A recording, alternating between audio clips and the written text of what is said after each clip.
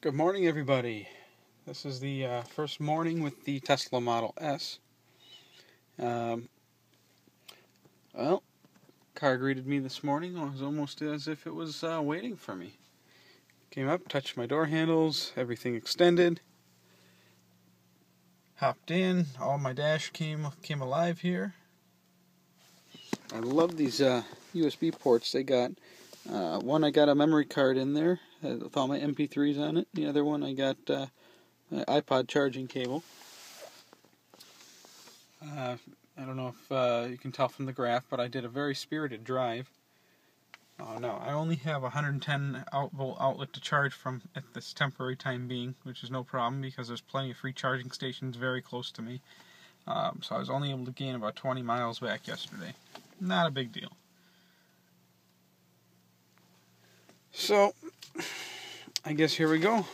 I like leaving that backup camera on all the time. I've actually found it's more convenient than looking in the rearview mirror.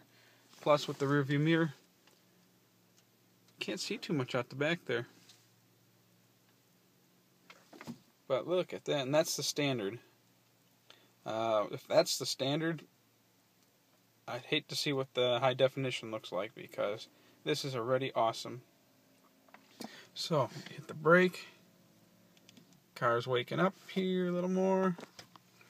Move the stalk into drive. And that's it, we're going. Gotta lock me. There's my old little truck there. A little engine that could. Keeps on chugging away.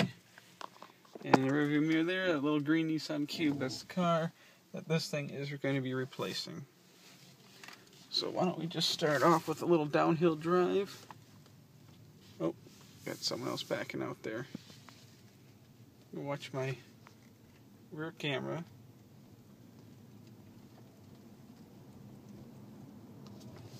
Okay, you're doing about 20.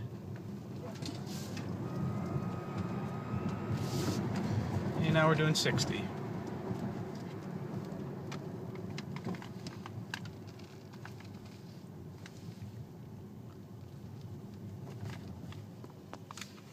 So far, I went for a nice little ride last night. It was too dark to do any videos, although I'm going to have to do one of the nighttime in this car. After a few setting adjustments, I realized that this thing's got some pretty awesome interior lights. Dome lights are extraordinarily bright at night, and they appear to be variable, so you can actually set the maximum brightness, it looks like, through the settings screen. And look at that big spike I did there. Woo-wee, that's a lot of juice. I think I was at 320 kilowatts on that acceleration.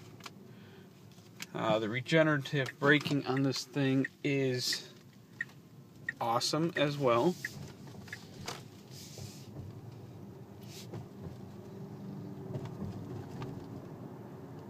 And this car is just so smooth. Now, I did not take the tech package. I do not have air shocks. I did not want air shocks. I own an auto shop, and the amount of vehicles I see come in with broken or damaged air shocks is insane. So I decided, for the best return on investment, get rid of the air shocks. You saw my yellow truck. That thing's like riding with no shocks whatsoever. It's like riding straight on your axle. After riding that, I can ride anything, and this thing feels like butter compared to my truck, so I'm happy. Now, some people might want an even smoother ride. If you got money to blow, then by all means, go for the air shocks. But from a return on investment standpoint, from the view of a mechanic, skip them. Uphill acceleration, no problem. See my energy usage. Okay, watch the green regenerating. We regenerated at about 30 kilowatts for a few seconds there. What takes getting used to, though, is how quickly the regen slows you down. Now, I'm in standard regen right now. I did try the lower regen rate. It did seem to regen a bit, but it coasted more as if it was a regular ICE car just coasting to a stop instead of actually slowing down, although it did stop quite a bit quicker than what an ice car would. That was a little easier to get used to, but on the other hand, you don't get as much juice back.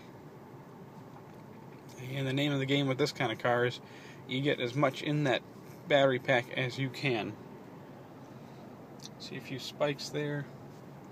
Now, when I do drive very conservatively, you can see my kilowatt usage is extraordinarily low. Now, over here we have the cruise control. And no, I am not taking my eyes off the road. I played around enough with this last night where I think I can operate this car, or I leave the tactile buttons with my eyes closed, which I'm not closing them because I'm driving them. Sorry, had caffeine this morning. Okay, turn it on. Okay, it's off now. Press the stalk in. Once you're at the speed you want to go, press the stalk up. We're now locked in at 37. To cancel, press the stalk towards the dash, backwards. Now, it cancels that. To resume, press it towards the dash again. Okay, no, that didn't work. Okay, had that one screwed up. Okay, let's try resume, just press it up again. There we go. Now, while the cruise control is on, you can control or raise or lower your speed without having to touch the accelerator. So you tap it up once, and it raises your speed a little bit. Tap it down, it lowers your speed. Now, all my ice cars I've ever had always raised it in 1 mile per hour increments. This seems to jump a few miles per hour. I don't really care for that. When I want to raise or lower the speed, I want to do it in 1 mile an hour increments because I want to get it right where I want it. Not 1 mile above, not 2 miles above, not 3 miles below, not 2 miles below, but right on the spot. If I want to do 40, I want it to do 40.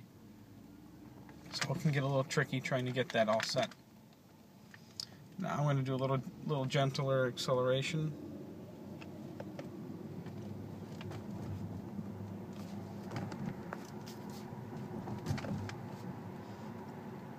You can see my electricity usage isn't quite as bad as it was before when I floored it. Now when I do floor it and I'm pulling that 320 kilowatts, this thing does give off a noticeable audible whine coming from the controller and motor. That is normal for an electric AC induction motor. I have plenty of experience with them as I've built about 25 electric cars to date, but nothing quite as good as this thing. This is like silk. This is beautiful. And actually I think my alignment's a little off from factory. My steering wheel's cocked. No, I did not hit anything. Didn't even get this thing anywhere near the curb.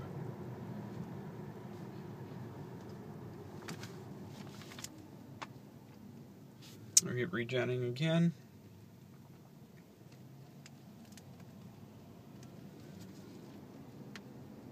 I only got one hand to do this, so I can't go playing with the touchscreen, so I'll show you guys that as I'm driving. But just want to show you guys, how nice of a drive, how smooth, how the acceleration is. Everything you already knew. So if you were trying to find a reason not to buy this car, I'm sorry, you're shit out of luck. Now, I love the controls, the thumb controls. A little primitive due to lack of buttons compared to something like a Lincoln MKT. But there is no stop button. There's just a pause, which is fine. Pause is like stop, only it doesn't start all over again. So last night I was listening to Ibalo di San Vito from Vinicio Capocella, great Italian singer, folk singer. Hit the button, started right back up again. The right thumb controls are programmable. You can program the swivel to do any number of things. And there's a little menu button below. Right now I have it programmed because I like having the what's it called? I like having the fan speed to that rotary wheel, thumb rotary. Just the fan speed of the heating, cooling. It's a lot more convenient on the go than trying to look down, touch a touch screen. Now, I do think the touchscreen is extraordinarily innovative. Problem I have with the touchscreen is, as you're driving, the only way to get something done properly is by taking your eyes off the road. I don't like that. Like I said, I own an auto shop. We do collision. All the cars we see coming in, getting banged up, accidents. Don't take your eyes off the road. Pay attention to what's going on around you. That's one thing I really don't like, is the lack of buttons. I would have preferred more buttons, or even a few more to be able to do more simple functions. At least something more on the steering wheel. If you're wondering where we are, we're at the Milwaukee Area Technical College. This is the Oak Creek campus. They're supposed to. They did have a electric vehicle charging station up here. I tried charging my electric Alpha at it last year.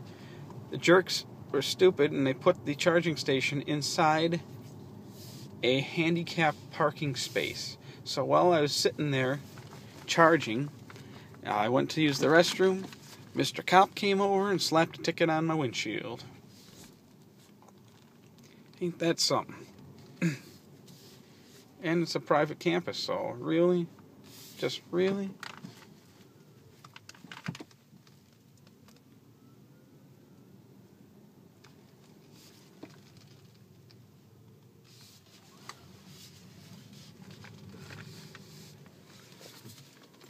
Okay.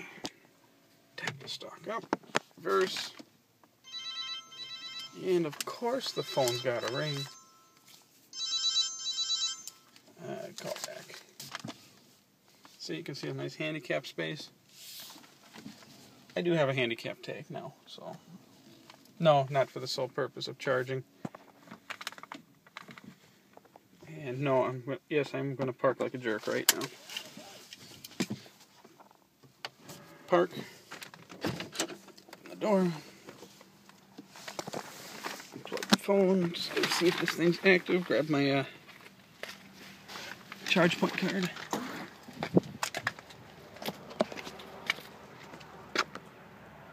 Nope, offline. Nope. Alright, well then that's it for this video. I got too many phone calls coming in. See you in the next video.